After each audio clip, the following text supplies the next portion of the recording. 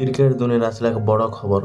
ବର୍ତ୍ତମାନ ଭାରତ ଇଂଲଣ୍ଡ ମଧ୍ୟରେ 5 ମ୍ୟାଚ୍ ବିଶିଷ୍ଟ ଟେଷ୍ଟ ସିରିଜ ଭାରତ ମ୍ୟାଚରେ ଖେଳା ଯାଉଥିବା ବେଳେ ଆଜି ଚତୁର୍ଥ ମ୍ୟାଚର ଚତୁର୍ଥ ଦିବସ ରାଞ୍ଚି ଷ୍ଟାଡିୟମରେ ଖେଳା ଯାଉଛି। ଏହି ମ୍ୟାଚରେ ଭାରତ ଦଳ ଇଂଲଣ୍ଡ ଦଳକୁ 5 ୱିକେଟରେ ପରାସ୍ତ କରି 5 ମ୍ୟାଚ୍ ବିଶିଷ୍ଟ ଟେଷ୍ଟ ସିରିଜକୁ 3-1ରେ ଜିତି ନେଇଛି।